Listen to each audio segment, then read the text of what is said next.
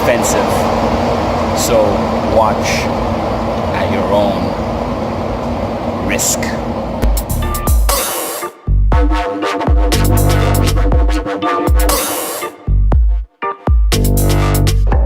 It's been a while since I told some jokes, but in this particular incident, I'm simply gonna relay some very funny stuff.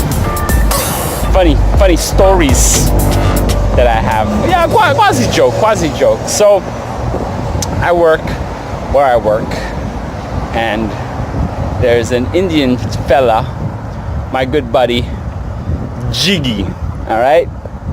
And Jiggy got jokes, for real. Now Jiggy's a family man. He's got a 2.5-year-old, just like mine. You know, they play with each other sometimes. Married, you know, been in Canada.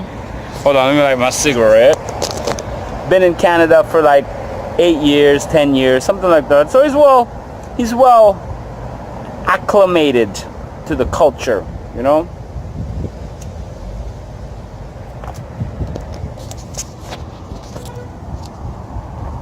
He's well adjusted to the North American lifestyle. Today he tells me, says, Ricky, I saw a prostitute near my house. I'm gonna put on an accent, not forced it, but whenever appropriate, okay? So I saw a prostitute and she had such beautiful boobs. I love her boobs, it's so big.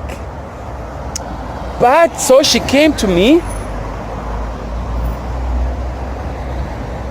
Where am I going? I'm going up, right? 51. I think it's up there. Yeah, I think it's up there.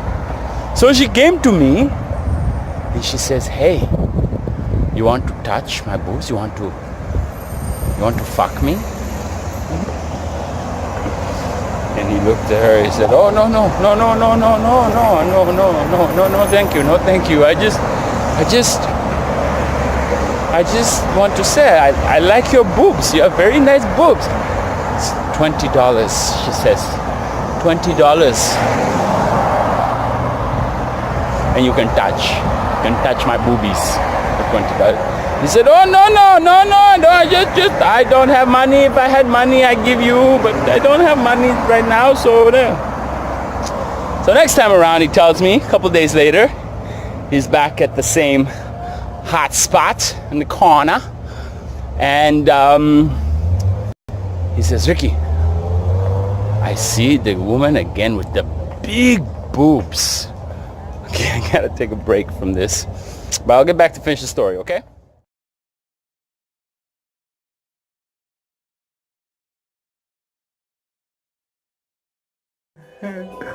So like hours later, I'm now finishing this up, okay? So hold that thought.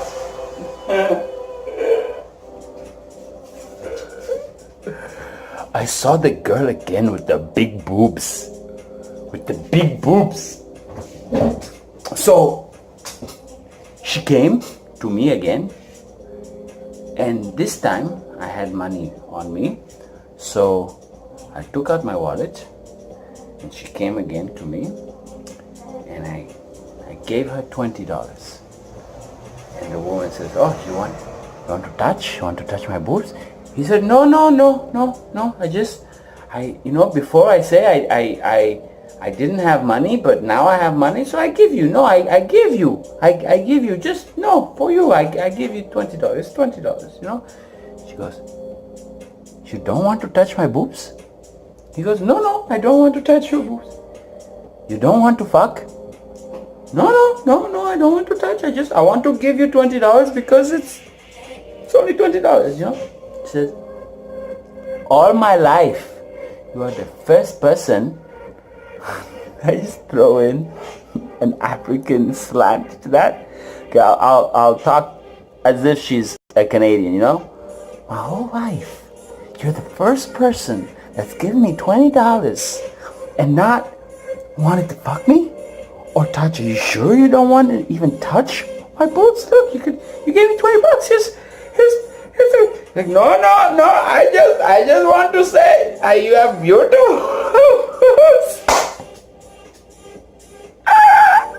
So, my buddy Jiggy is the only person I've ever known to give a prostitute $20 just because she was nice and she had lovely boobs. But yeah, Jiggy's a funny one. So that was the first story that he told me. And the other day, there's another co-worker, this Chinese girl, Chinese lady, mid-30s, early 30s. And her English is also like, you can say stuff and just goes right through. So me and Jiggy like to joke around a little bit, you know? So I spend a lot of the day making connections and wiring stuff, electronics, lighting and all this stuff, transformers to male sockets, female sockets. So it was something about the sockets, and I said, well, what do you get when you put a male socket with a female socket? What do you get when you put a male with a female? Huh? Jiggy? Fang? Huh? You get a baby. Bad joke, I know. And so then I say, so then I ask Jiggy, what do you get when you put a male with a male? Jiggy looks, he says, you just get noise. It's just making noise. Just noise. For nothing, just noise.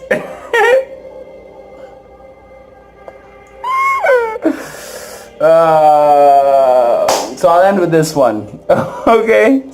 Hold on. Let that sink in a little bit as I finish rolling the spliff. I'm gonna prolong this video into other subjects, but I'll tell you while we're on the subject of male to male sockets. I was working last week with another co-worker. We went up to do a job in Mont Tremblant. I was there for a couple of days. So, at the end of the day, we go for dinner or whatever. Final day, third day, we're coming back, driving into town. Obviously we had dinner together and, talked about all kinds of stuff, vegetarian, blah, blah, blah, blah. So he goes, so you're a vegetarian, right? He's like, yes, I'm not a vegan. It's like, what's a vegan? A vegan is a person that does not consume animal products, okay? Like, I still eat cheese, so technically I'm not a vegan. So he's driving and he's like thinking, he's like, okay, so what do you do if you're a gay vegan?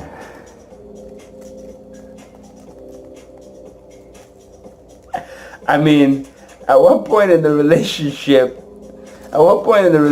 do you gotta kind of say, hey, by the way, just letting you know, I'm a vegan.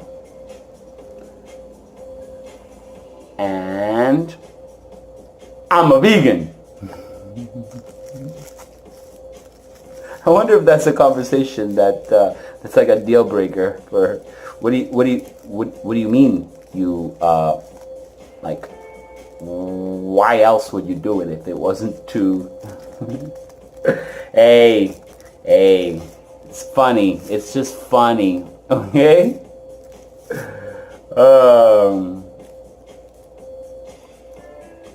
And again, I was talking to my buddy earlier on. I told him the Jiggy joke. So yeah, Jiggy got jokes, no? Oh, Jiggy's hilarious. What do you mean? I don't want to touch. It's just make noise. Male to male is just make noise. That's it. Make noise. That was funny. Whatever happened to my comedy? I'll add that to the repertoire. My comedy career. I stopped being depressed and I didn't want to make jokes anymore. Kidding. Depression. Depression. So, yeah, that's my story. And as you can see, my kitchen doesn't have cabinets yet. I'm prolonging this experience. Hopefully by the weekend I'll be able to tackle that. So anywho, in that note, in that tone, big shout out Jiggy, big shout out Fang, big shout out anybody out there that got offended by this stuff. Too bad for you, because it's funny as hell. So on that note, in that tone, in the words of my friend Jiggy, don't make noise. See you next time.